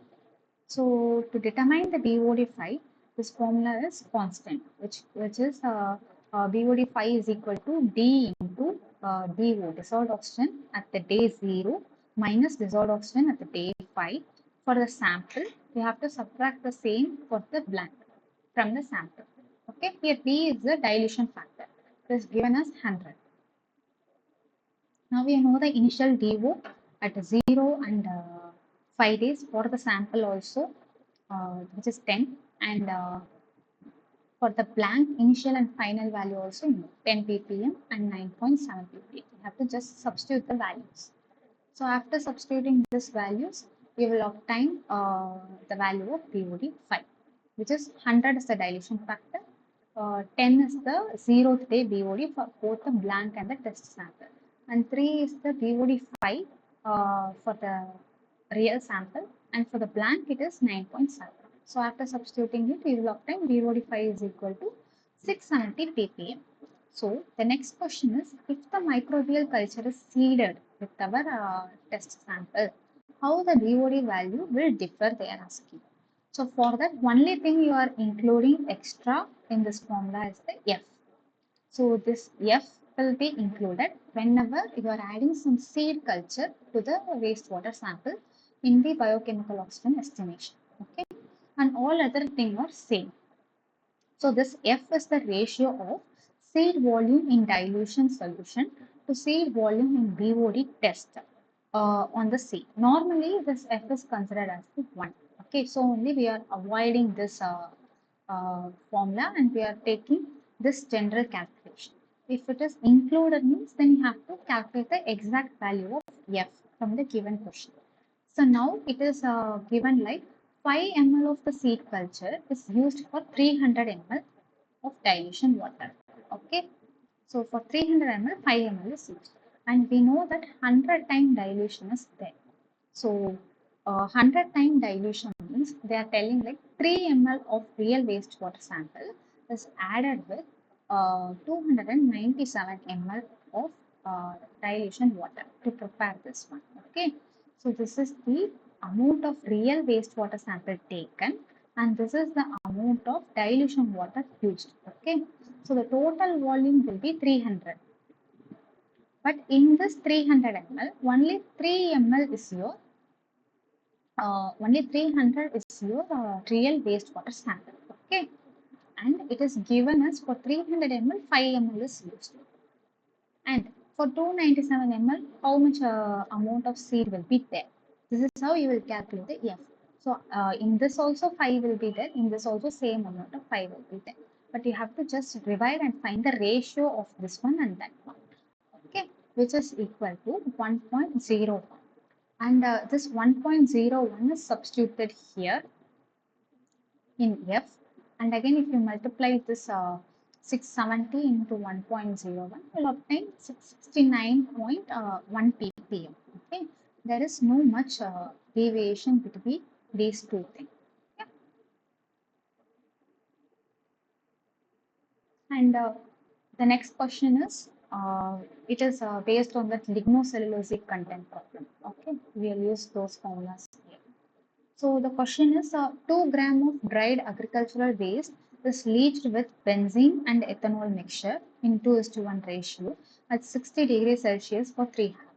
So the first step is for extracting. Okay. After leaching, the residue is dried in the hot air oven to a constant weight 1.8 gram. The dried material, second step, this is the first step. So always keep in mind, initially the weight is 2 gram. Next, what is happening? After treating with the chemical and drying, the weight is 1.8 gram. Third is, again you are treating with NaOH solution and you are washing it, boiling it, washing it again and again to remove the sodium hydroxide in it. Next, after this, the final weight is given as 1.3 gram. Okay. Determine the extractives. Okay, that's all. Determine the extractives and hemicellulose content of this waste on dry basis if the moisture content of the waste is 15%. So now one more data given is that, oops, okay, initial weight is 2 gram. From 2 gram it is going to 1.8 gram. From 1.8 gram it is going to 1.3 grams. Okay. So now the initial weight is, this is the M naught. Okay. This is M naught. And this is M1. According to the formula I'm naming them. And this is the M2. We already know the formula of extractive content. M naught minus M1 divided by M naught into 100 will give you the extractive content in it. And the hemicellulose content will be obtained by M1 minus M2 divided by M naught into 100. So you just substitute all these parameters here and you will obtain the extractive content as 10% and the hemicellulose content as 25%. It is very simple. But this is not the correct value. Why? Because moisture content in the waste is 15%. Is the data given in the question. Whatever we have measured, it is not for the solid content also. Some amount of moisture is also there in this 2 gram weight. Okay. So what you have to do, in the 100%, 15% moisture is there. So the percentage of your solid waste is only 85. Remaining 15 corresponds to the water. So whatever you have measured is not for only solid. So 10% of both the solid and the water. So now for only the solid we have to calculate like 0.85 into 10 which is equal to 8.5%, which is the extractive content. And next is 0.85 into 25 which is 21.25 which is the hemicellulose content. Okay. If the water percentage is included in this 2 gram weight, okay, then you have to again measure it accordingly. This is a similar problem like this. So please try this problem. Here 3 gram of the agricultural waste is leached with benzene and ethanol mixture. So initially the weight is 3 gram, which is M naught, and then the constant weight obtained is 1.6 gram. Next, we are treating it with the NaOH solution, boiling and recycling with water as temp. Again, the residue obtained is 1.3 gram. These are the M0, M1, and M2. Okay. Determine the extractive and hemicellulose content in it. What is the correct answer? Please try it. You know the formula. Earlier we used the same formula. M0 minus M1 by M0 into 100. And the next one is M1 minus M2 divided by M1 into 100. Please substitute the answer. Please substitute the values and tell the answer.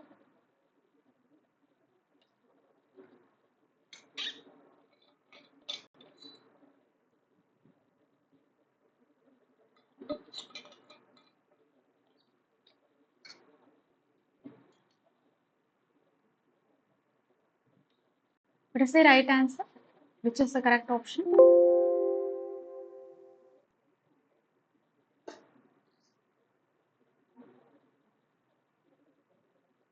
Have you tried it?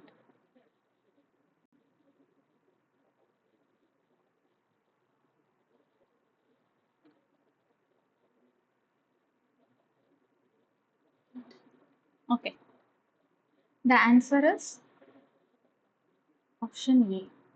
Is 46.66 percentage and 10 percentage. So 3 minus 1.6 divided by 3 into 100 is 46.67 percentage, and 1.6 minus 1.3 divided by 3 into 100 is 10 percentage. Right answer is option A. Okay. Next problem is based on COD analysis. So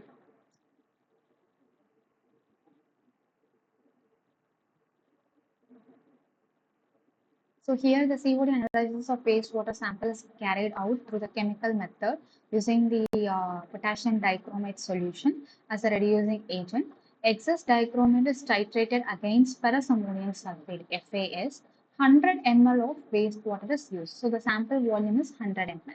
The titer value of the ferrous ammonium sulfate is 50 ml for the original sample and 75 ml for the blank sample. What they are asking is you to find the COD of the sample. Assume there is no interfering element in the sample. So we are taking the 100 ml of wastewater and we are adding the potassium dichromate as a reducing agent, and then we are titrating it with ferrous ammonium sulfate.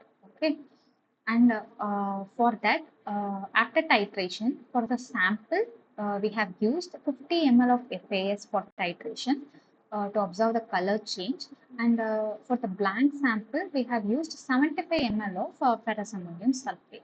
Okay, these are the data given, and they are asking us to find the COD. It is obtained by using this COD formula, which is COD is equal to 8000 into B minus S into N divided by sample.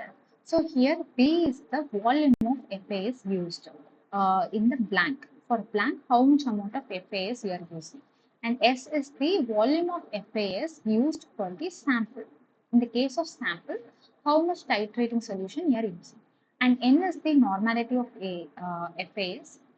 According to the standard procedure, we will be always using the zero point 0.1 normality FAS for titration. Okay, so it is 0.1 and 8000 is constant. This is a formula, and sample volume is given as 100 ml. Okay, it is substituted. B and S are given as 75 and 50. So you just substitute these values. So 8000 into 75 minus 50 into 0.1 divided by 100, which gives you the value of 200 mg per liter. Okay, this is the amount of COD of the given wastewater sample. It was obtained by using this equation. Okay, please note on this equation. So now this is a similar problem like in tutorial. So the COD analysis of wastewater sample is carried out through chemical method using the potassium dichromate solution as reducing agent. Excess dichromate is titrated against ferrous ammonium sulfate, and 200 ml of wastewater sample is used. So amount of sample is 200 ml, and the titer values of ferrous ammonium sulfate is 60 ml and 85 ml for the sample and the blank sample. So determine the COD. Assume there is no interfering agent. So now you know the formula to calculate the COD. So COD is equal to what? COD is equal to 8000 into B minus S. For the blank, how much volume of FAS you are using? And for the sample, how much amount of FAS you are using? Into N. N is the normality, that is constant, and divided by the sample volume. So the blank volume is 85. So 85 minus 60, right? and N is always same, just 0.1 normality. And the volume of sample used in this case is 200 ml. So this into 8,000. Okay. So the right answer is 100. Option B. So this is based on COD. We have seen a problem for lignocellulosic biomass estimation and BOD, now COD. And for proximate analysis also we have discussed the following. Now, this is another problem based on the calorific value. So here, 1.5 gram of a solid waste is kept in the bomb of a calorimeter. The initial and final temperature of the water in bucket are 23 degrees Celsius and 28 degrees Celsius respectively. The bucket wash is titrated against N by 10 Na2CO3 and the titer value is 2.5 ml. Sulfur content in the solid waste is 2%. Note it down. The sulfur content is mentioned here. Next is the PAR 45C10 nickel chromium wire is used to ignite the waste sample and 4 centimeter of the wire is used. The water equivalent of the calorimeter is 2402 calories per degree Celsius and the hydrogen content of the waste is given as 8%. Calculate the HHV and LHV of the solid waste. We already know that HHV is nothing but the GCV, gross calorific value. Okay, LHV is the net calorific value, NCV. So it can be calculated by using the general formula. Only difference is the sulfur content is given. So we will be counting it to calculate E2. Okay, that is the only difference. So we know the formula Hg, which is the gross calorific value, is equal to T into W minus E1 minus E2 minus E3 divided by M. This is the general formula, right? And the data given of mass of the sample is 1.5 gram and the C1 is 2.5 ml is used for titration. C2 is 2% sulfur content is there.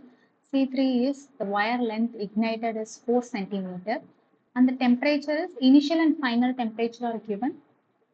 So the temperature difference is calculated. 28 minus 23 is 5 degrees Celsius. And W, water equivalent, is also given in this question. Earlier they have given the GCV value and asked you to find the water equivalent. Okay, here the water equivalent is given. They are asking you to find the GCV. So W is equal to 2402 calories per degree Celsius. And E1 is calculated by these are the standard values. As I said, 2.5, 13.7. Sorry, 2.5 is the ml of titrating we are using. 1 is constant, 13.7, and 2.3 is constant in the case of nickel chromium wire. Okay. So E1 is equal to 2.5 into 1 is equal to 2.5 calories and E2 is equal to 13.7 into the percentage of sulfur is 2%. This is 2% in how much gram? 2% in 1.5 gram. So 2 into 1.5, okay, is equal to 41.1 calories. Next, E3 is 2.3 into the length of the wire is 4 centimeter. So E3 is 9.2 calories. Now we know all E1, E2, E3. Okay, we can add and subtract it here. And T is obtained as 5 degrees Celsius. W is 2402. So substitute all the obtained values to arrive at the GCV. So it gives you the HHV, which is nothing but the gross calorific value. Next thing asked in the question is, so the first question is to find the GCV. Second question is to find the NCV or LH. Okay. So the formula is this equation is given in your problem itself.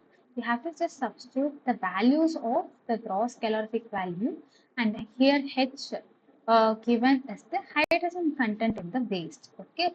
Just we have to substitute all the obtained values and the given values. Okay. So 7971 is the gross calorific value and 8% of hydrogen is there.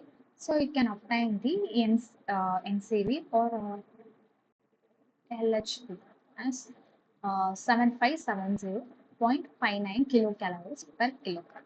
Okay. And this is a similar question.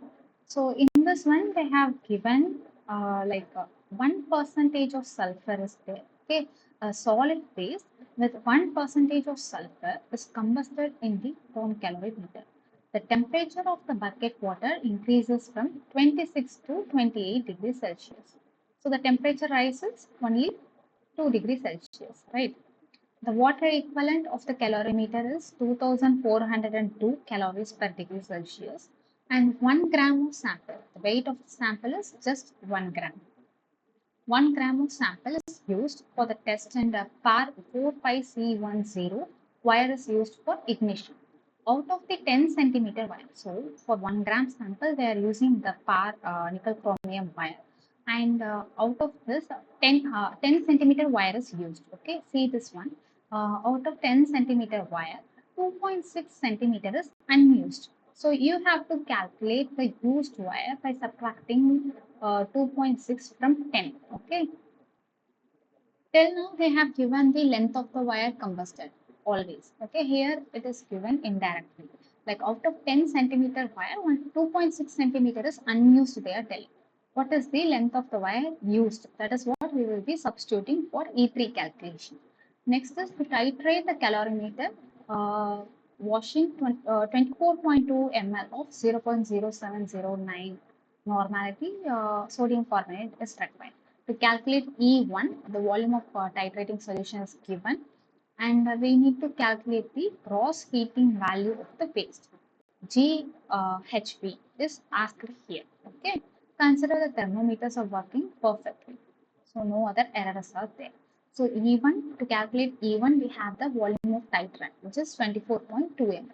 And to calculate the sulfur, we have 1% sulfur here. E2 can be calculated from this. And to calculate the E3, we have the length of the wire. And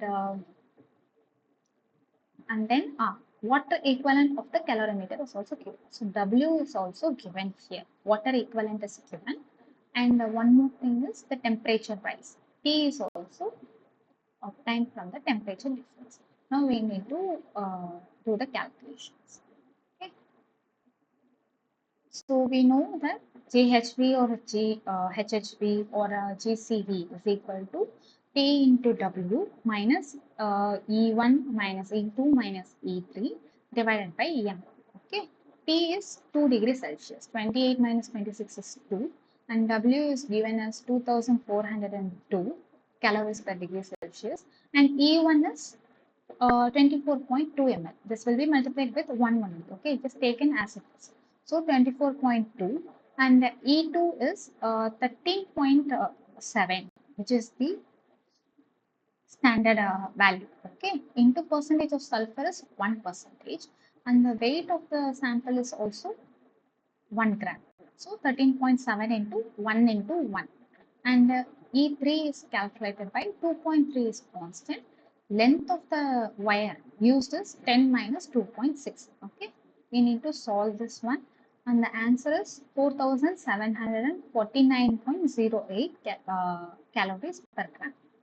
Okay, option C is the right one. Do you have any doubts so far? Shall I continue?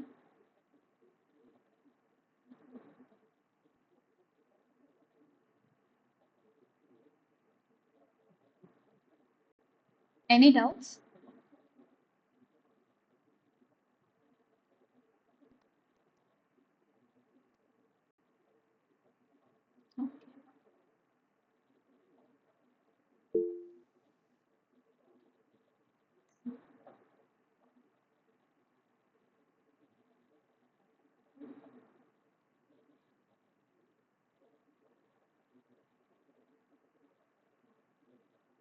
No.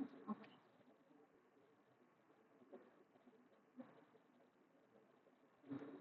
Next question is, it is also bomb calorimeter based question. To determine the water equivalent of bomb calorimeter.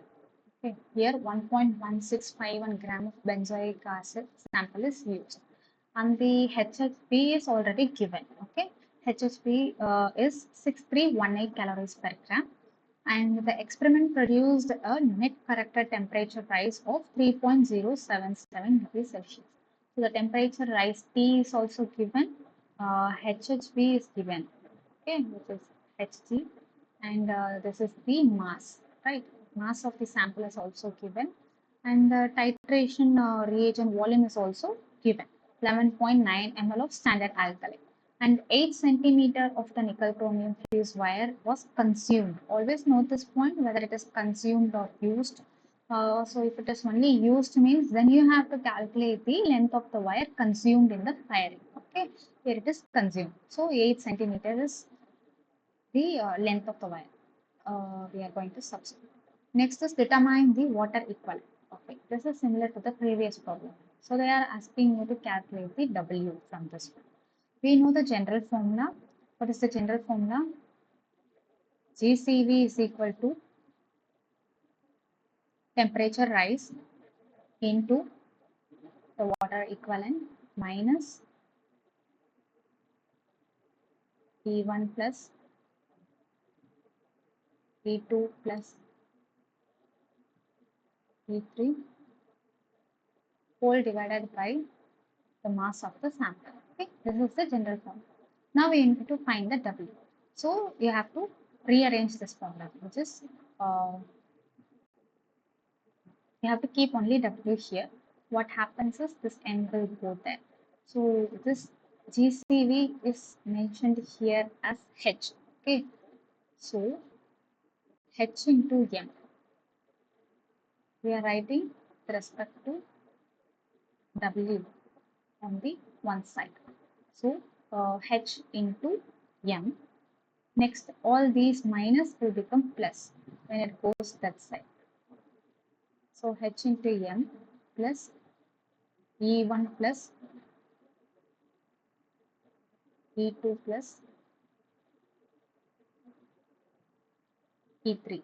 Okay, and this T will come again down.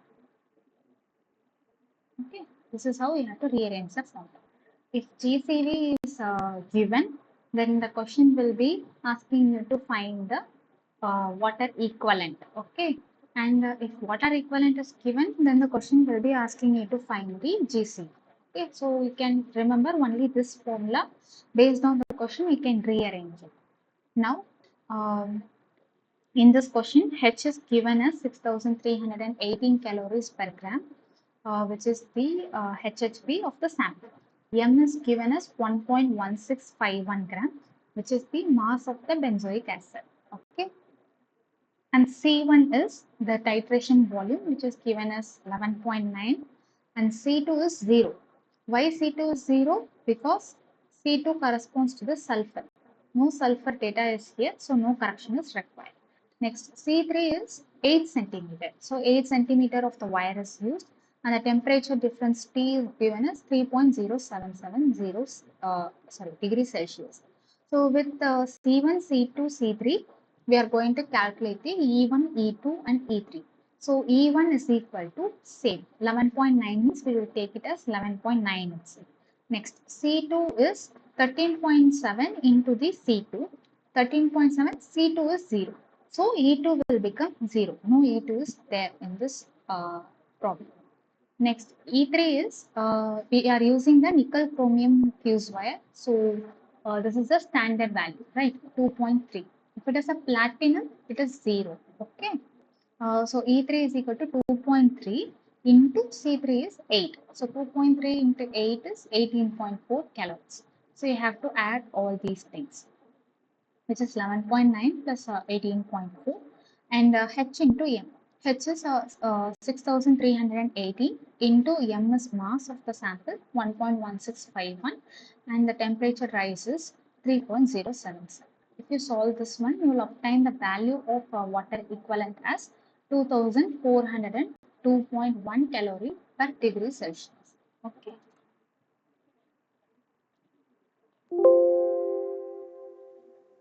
So we have discussed some problems.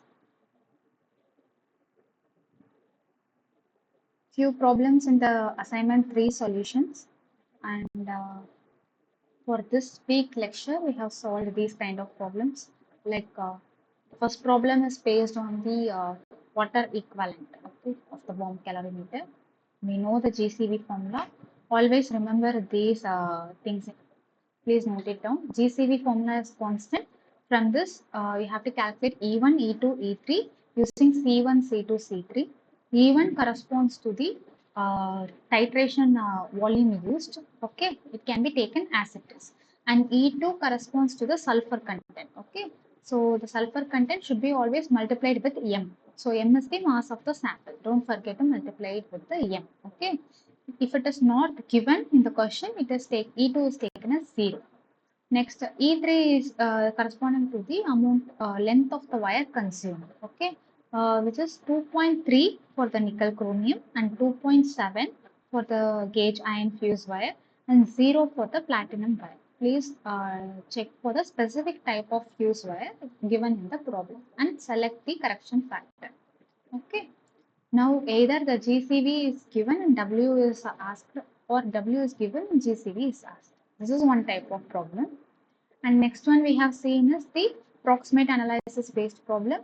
In this one, at different degrees Celsius, different contents are evaporated, and finally the left out weight corresponds to moisture, volatile matter or ash content, and fixed carbon is obtained by subtracting all these values from 100. Okay, based on the question, you have to calculate it. Either the final weight will be given or the weight of the particular compound is directly given in the question, so that you have to read it properly. Next is BOD problem. So in this BOD problem, with the seed culture and without the seed culture, how you will be calculating the BOD file. This is the same formula. If you are including the microbial seeds, you have to calculate F extra. Okay. Next is the lignocellulosic based problem. So in this one, we have seen like the formula of extractive content and hemicellulose content are very simple.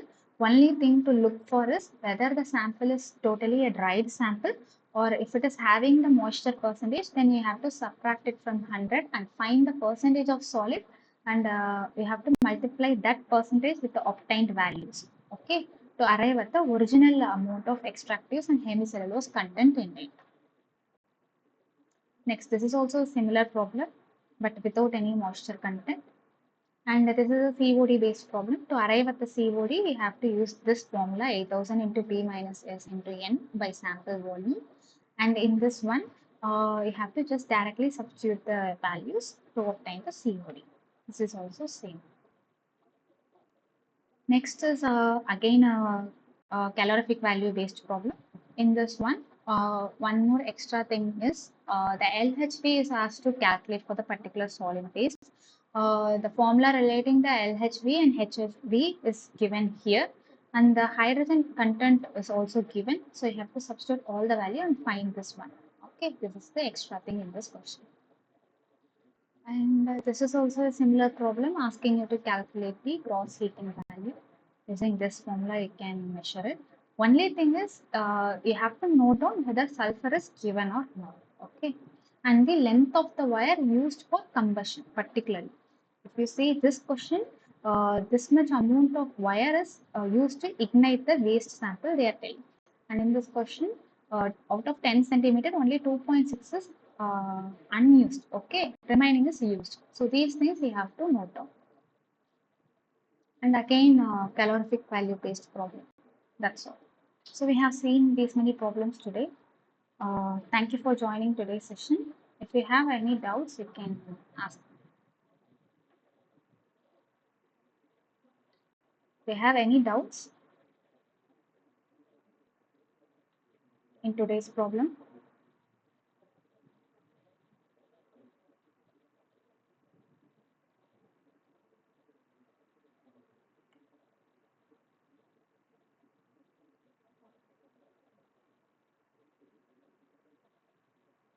okay, these live session videos are always recorded and uploaded in the YouTube channel. We can also find this later uh, in this channel. Okay, this, you can find it through at Mahalakshmi Shekhar, NITT, and you will also find the spreadsheet for this week. Okay, yeah, I will upload the PPT. You can find this PPT from the Google Drive link. Okay, thank you for joining today's session. See you all in the next session on next Saturday, 3 to 5 p.m. Okay, thank you.